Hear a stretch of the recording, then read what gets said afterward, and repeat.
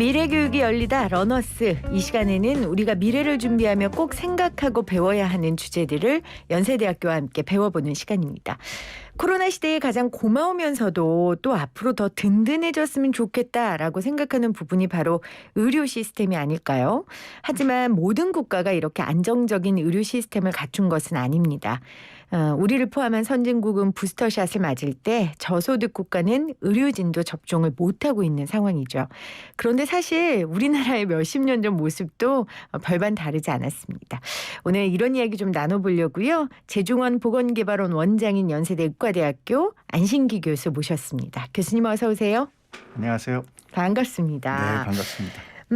재중원 보건개발원 원장이시면서 글로벌 사회공헌원 부원장이세요. 네네. 네, 직함이 많으시네요.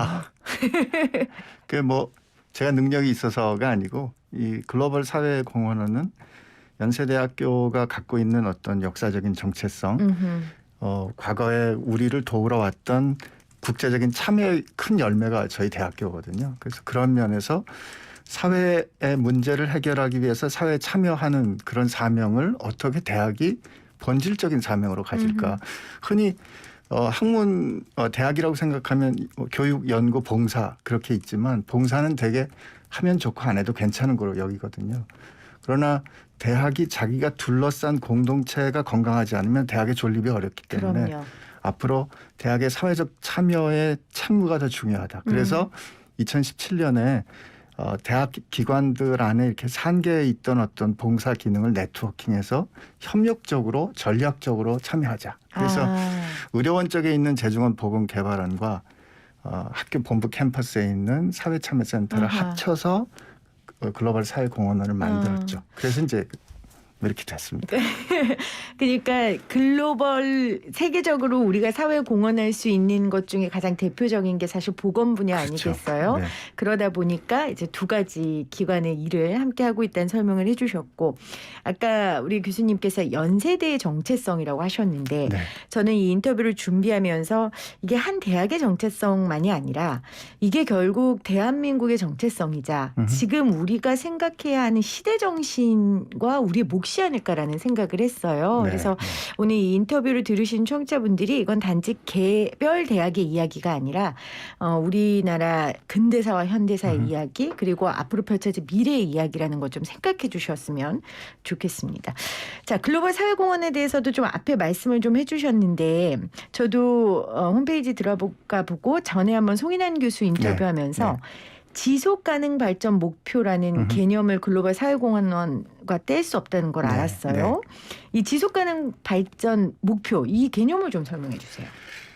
지속가능 발전 목표는 이제 17가지로 되어 있는데요. 대표적으로 절대 빈곤을 없애겠다, 기아를 없애겠다, 보건을 높이겠다, 아니면 우리 기후와 관련된 그런 사회 전반의 다음 세대가 지속적으로 발전해 갈 수 있는데 필요한 것이 무엇인가. 그러니까 새천년 개발 목표를 2015년까지 유엔에서 끝낸 다음에 그때는 주로 개발도상 국가들의 필요한 것들을 하다가 절대적으로 필요한 것들. 그러다가 2015년 이후로 모든 국가가 지속가능한 발전을 위해서 필요한 17개 영역을 정하고 그 각각의 구체적인 목표를 169개로 정하면서 지속가능 발전 목표를 정하게 됐죠. 이거 우리나라만 정한 게 아니라 그럼요. 전 세계, 그러니까 세계를 좀 이끌고 가고 있는 글로벌 국가들이 모여서 한 거고.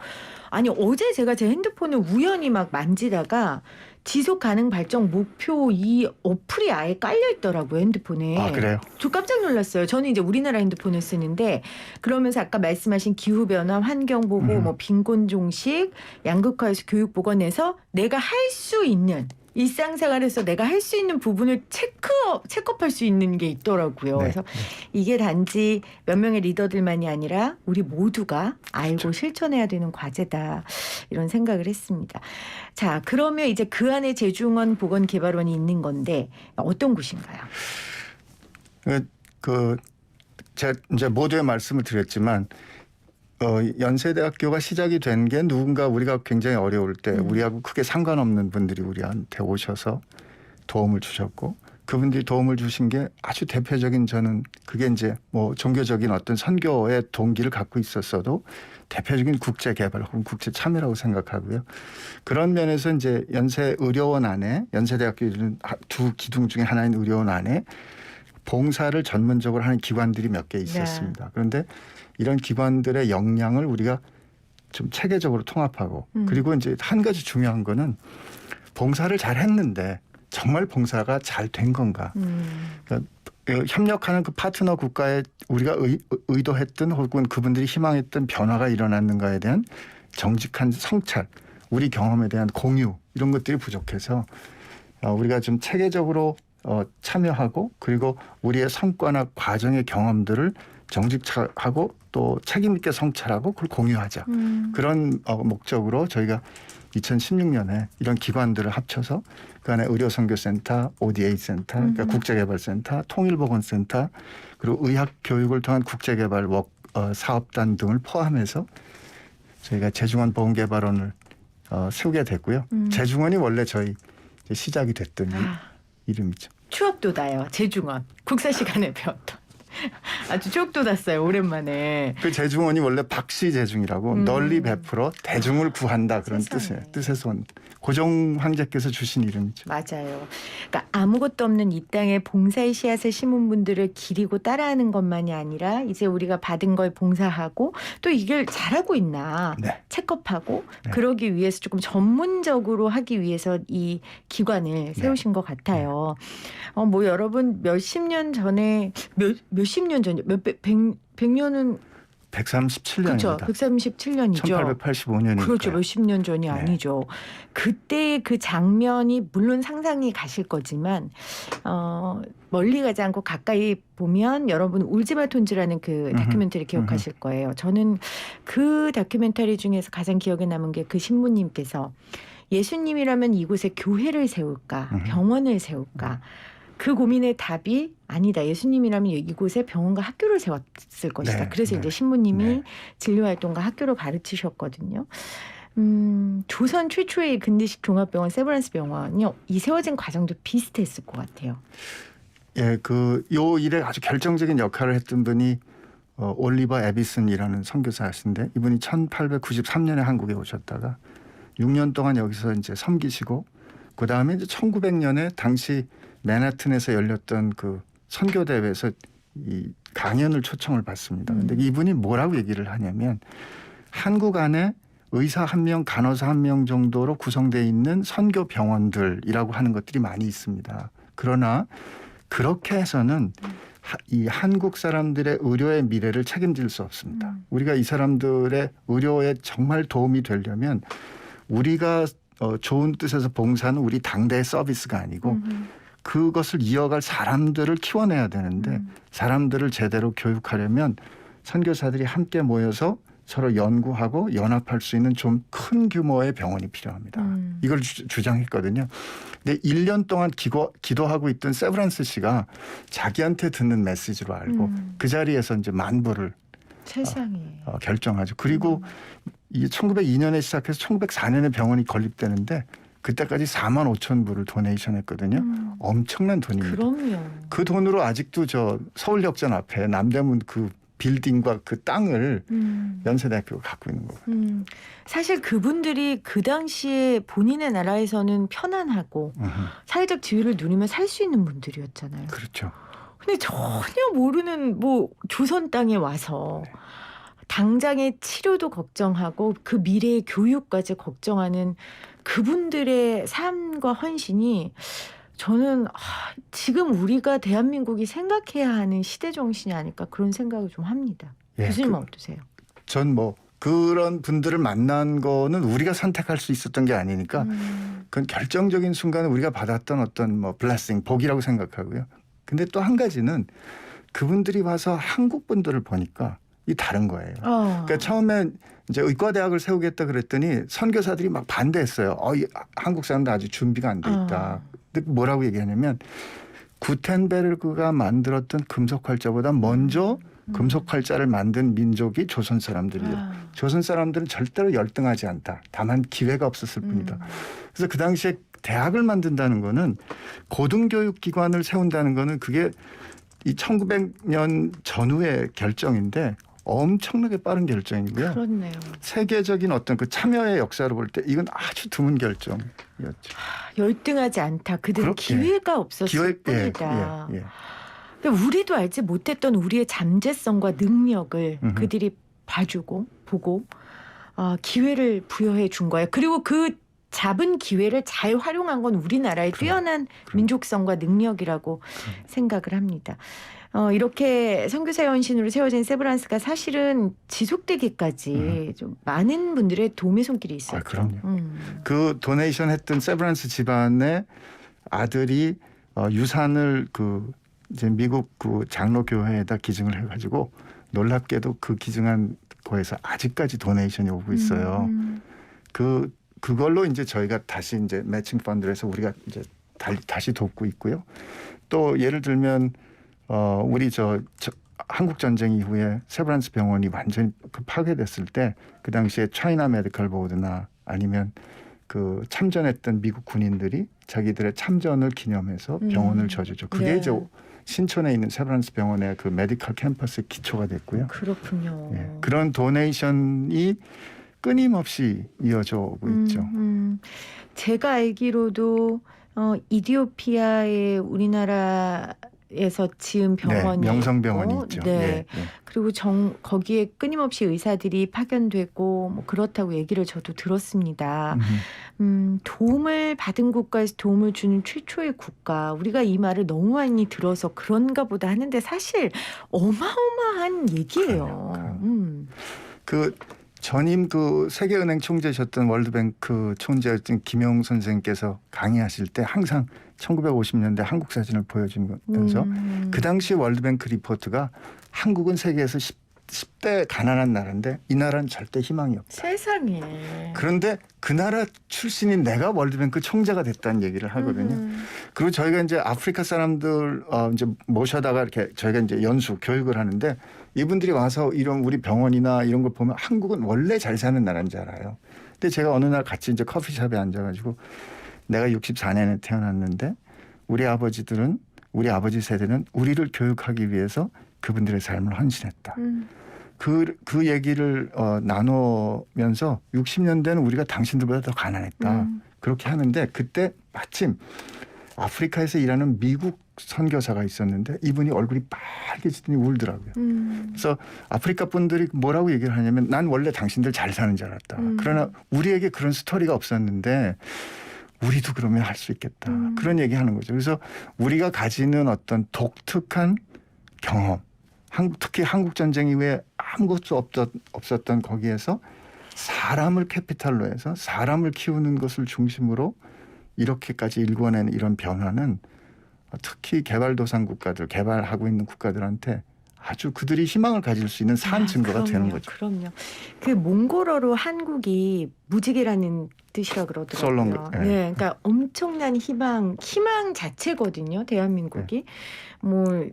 방송에서 여러 차례 말씀드렸지만 작년 안에 우리가 코로나로 너무 힘들었지만 문화적으로나 사회적으로나 의료적으로나 전 세계적으로 각광을 받았었어요. 우리의 삶은 너무 힘들었지만 정말 기적이라고밖에 표현할 수 없는 대한민국입니다. 그래서 참 이 세브란스 관련된 이야기를 듣고 싶었어요. 다른 게 아니라 제 자존감을 높이기 위해 내가 이 땅에 이 국민으로서 이런 땅의 국민이구라는 자존감을 높이고 싶어서 오늘 좀 이 아이템을 골라봤습니다.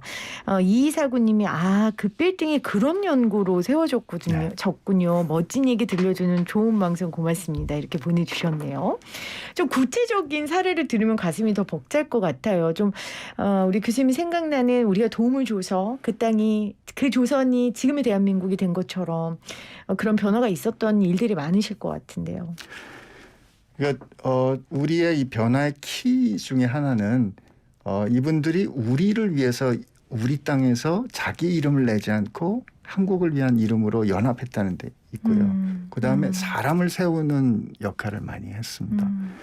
근데 이제 제가 사실 이런 좀 큰 얘기보다 뭐 우리가 이런 노력이 왜 필요한가를 좀 같이 나누고 싶은 것이 어느 날 선생님 한 분이 저한테 사진을 보냈더라고요. 그 사진이 뭐냐면 저희 병원 건물 바깥에 이렇게 놓여 있는 좀 낡은 엑스레이 기계였는데 이거 우리 병원에서 아낀다고 몇백만 원에 파는데 이거 잘 정리해서 우리가 그쪽에 보내주면 그쪽에서는 이거는 진짜 몇백만 원이 아니라 몇 억에 몇십억의 가치를 가질 건데 그때 제가 깨달은 게 우리가 필요와 우리가 갖고 있는 자원을 지혜롭게 연결하면 그 가치는 맥락에 따라서 엄청나게 달라질 수 있겠구나. 그래서 우리가 사회적 자원을 어떻게 효율적으로 연결할 수 있을까 하는 그런 노력들을 하고 있고요. 그런 면에서 이제 은퇴하신 교수님 중에서 나는 앞으로 이런 일에 내 나머지 삶을 좀 드리겠다. 세컨드 라이프를 하겠다. 그래서 재중원에 그런 분들을 저희가 특임 교수로 모셨고요. 그분들이 이제 현장에 나가실 거고. 얼마나 복된 삶이에요. 네, 그럼요. 그리고 우리 정부에서 이런 일들을 우리가 이제 과거에 그렇게 도움을 받은 것처럼 이제는 우리가 그냥 넓고 우리 생생내는 변화, 어떤 원조가 아니라 그쪽의 변화가 구체적으로 일어나도록 해야 되겠다는 전략적인 그런 원조를 하고 있거든요. 그래서 이제 저희도 베트남에 있는 대학을 5년 동안 그 대학이 이 프로젝트가 끝나면 진짜 다른 레벨로 올라갈 수 있도록 그런 이제 일들이 이루어지고 있는 거죠. 그리고 이게 단순히 우리가 도움을 주는 것만이 아니라 우리도 얻는 게 있어요. 그러니까 뭐냐면 아까 말씀하신 것처럼 자원을 지혜롭게 연결하면 우리도 이제 경제적 이익이 있고 사실 한국 내의 경제 성장이라는 게 이제 한계가 있단 말이에요. 근데 개도국과 함께 새로운 시장이 될 수 있다는 거. 그래서 이 봉사라는 건 절대 일방적으로 시혜만 베푸는 게 아니라는 걸 우리가 좀 알아야 될 것 같아요. 알겠습니다. 자, 오늘 러너스는 안신계 재중원 보건개발 원장과 지금 함께 나누고 있습니다.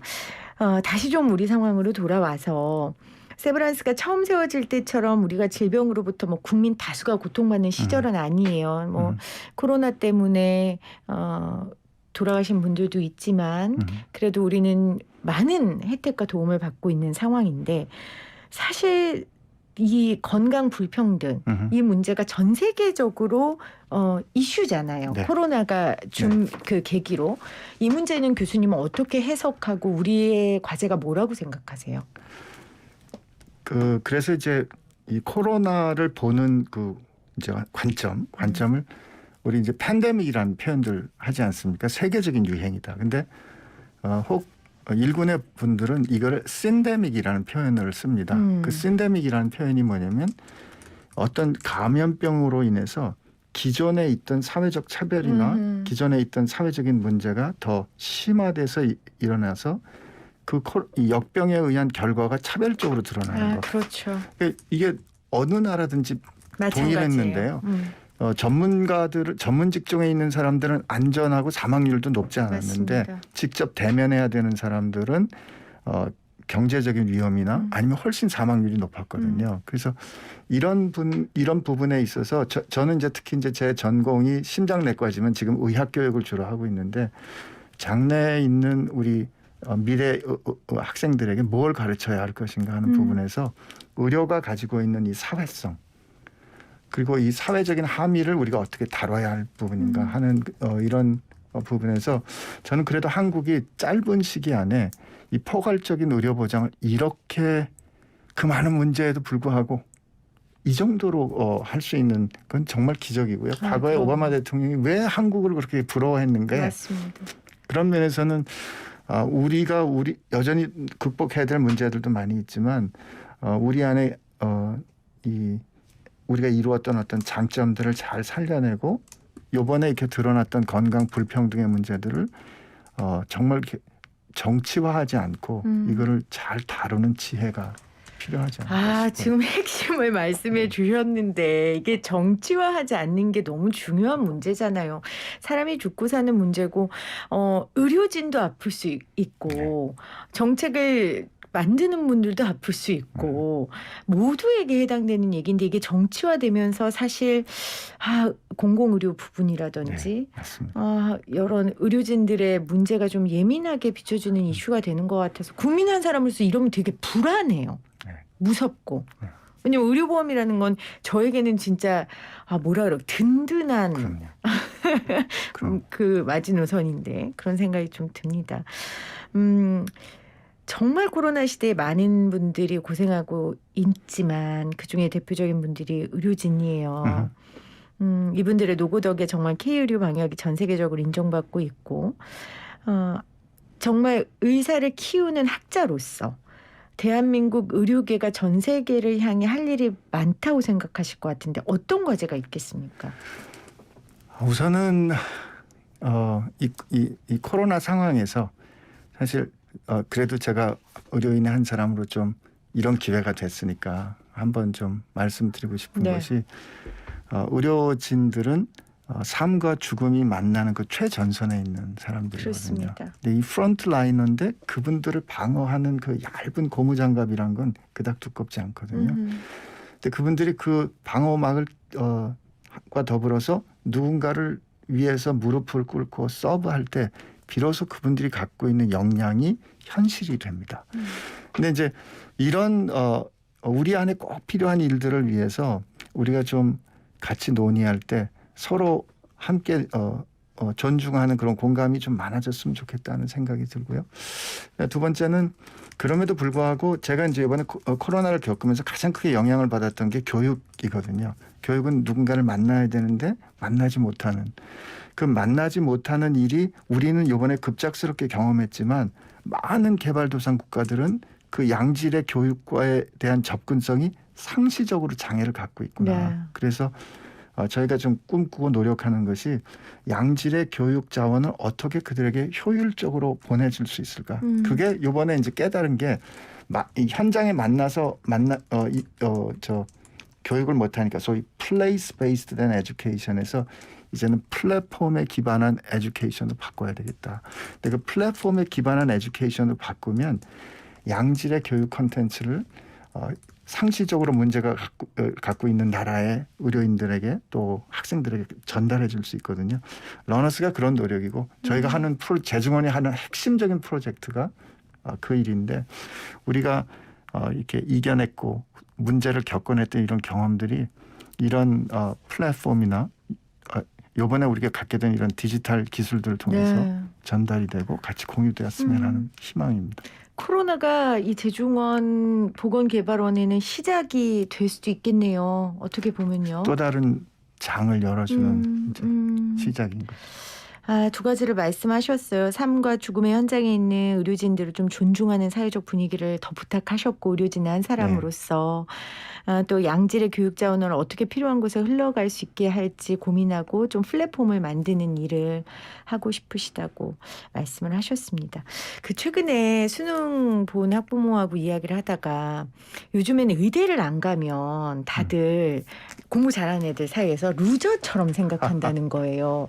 근데 그 말을 참 제가 고민을 해봤는데 너무 죄송한 말씀일 수도 있지만 사람들이 의사를 돈 많이 벌고 사회적 지위가 높은 사람으로 생각하는구나. 약간 좀 씁쓸했어요. 그러니까 뭐 의사들의 어떤 사회적 지위가 상대적으로 있어야죠. 올라가는 거는 그 뭐 역사적인 발전 단계가 있었어요. 뭐 우리 옛날에 중인이었거든요. 근데 이제 그럼 뭐 그걸 여기서 다 말씀드릴 건 아니지만 그런 한 가지 돈을 버는 수단으로 의사가 되는 거는 의사가 되는 거의 특징은 뭐냐면 항상 누군가의 호소를 들어야 되거든요. 그거 힘든 일입니다. 힘든 일이죠. 그러니까 돈을 버는 수단으로 의협을 하는 거는 좀 재미없는 일이고요. 그럼에도 불구하고 누군가 그 치료하는 그 치료의 이야기에 내가 의미 있는 참여자가 될 수 있다는 그런 뜻에서 보면 이거 할 만한 일이죠. 그렇습니다. 의미 있는 일에 참여하는 그 일의 정체성을 가진 많은 의사들이 나왔으면 좋겠습니다. 교수님하고 얘기하다 보니까요. 머라이어 캐리하고 휘스틴 휴스턴이 부른 When You Believe 이 노래가 좀 떠올랐어요. 정말 기적 같은 상황들이 펼쳐진 그 모세라는 그 인물을 했는데 얼마나 모세와 같이 답답한 상황이 있는 분들이 많으시겠어요. 그분들에게 기적이 돼주는 대한민국이 됐으면 좋겠고 그 역할을 앞으로도 연세대학교가 해주셨으면 좋겠습니다. 오늘 인터뷰 고맙습니다. 감사합니다. 네, 이 노래 들으면서 먼저 교수님 보내드릴게요. When You Believe 먼저 듣고 오겠습니다.